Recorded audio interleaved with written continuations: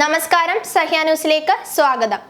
ആദിശയ്ക്കൊപ്പം സത്യപ്രതിജ്ഞയ്ക്ക് 2 മന്ത്രിമാർ അടക്കം 7 പേർ. ദില്ലിയിൽ പുതിയ മന്ത്രിസഭാ സത്യപ്രതിജ്ഞ ശനിയാഴ്ച.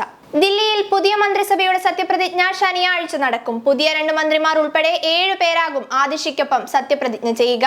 എന്നാൽ ഉപമുഖ്യമന്ത്രി സ്ഥാനം ഇക്കുറി ഉണ്ടാവില്ലെന്ന് നേതാക്കൾ അറിയിച്ചു. വലിയ മാറ്റങ്ങൾ ഇല്ലാതെയാകും ആം ആദ്മി പാർട്ടിയുടെ പുതിയ മന്ത്രിസഭ അധികാരമേൽക്കുക. ആദിശയ്ക്കൊപ്പം നിലവിലെ മന്ത്രിമാരായ സൗരഭ് ഭരദ്വാജ്, ഗോപാൽ റായി, കൈലാഷ് ഗെഹ്ലോട്ട്, ഇമ്രാൻ ഹുസൈൻ എന്നിവരും നിലനിർത്തുമെന്നാണ് വിവരം. മുഖ്യമന്ത്രിയായി സത്യപ്രതിജ്ഞ ചെയ്യുന്ന ആദിശയ്ക്ക് ധനകാര്യം, വിദ്യാഭ്യാസം ഉൾപ്പെടെ 14 വകുപ്പുകളുടെ ചുമതല നിലനിർത്തും. മുൻ AAP നേതാവ് രാജ്കുമാർ ആനന്ദിന്റെ രാജിയോടെ ദളിത് പ്രാതിനിധ്യം മന്ത്രിസഭയിൽ ഇല്ല. ഈ സ്ഥാനത്തേക്ക് യുവ നേതാവ് കുൽദീപ് കുമാർ, വനിതാ നേതാവ് രാഖി ബിർള എന്നിവരുടെ പേരുകൾക്കാണ് മുൻഗണന. മറ്റൊരു മുഖ്യമന്ത്രിയായി സഞ്ജയ് ഝാ, ദുർഗേഷ് പഥക് എന്നിവരുടെ പേരുകളും പരിഗണനയിലുണ്ട്. കഴിഞ്ഞ സർക്കാരിൽ മന്ത്രിമാർ കൈകാര്യം ചെയ്തിരുന്ന വകുപ്പുകളിൽ വലിയ മാറ്റങ്ങൾക്കും സാധ്യതയില്ല. അടുത്ത വർഷം നടക്കുന്ന ദില്ലി തെരഞ്ഞെടുപ്പിന് മുമ്പ് സർക്കാരിന്റെ പ്രതിച്ഛായ വീണ്ടെടുക്കുക എന്നതാണ് ആദിശയുടെ മന്ത്രിസഭയുടെ ഉത്തരവാദിത്തം. ഈ സാഹചര്യത്തിൽ അധികാരം ഏറ്റെടുത്ത ശേഷമുള്ള ചില ജനകീയ പ്രഖ്യാപനങ്ങൾക്ക് സാധ്യതയുണ്ട്.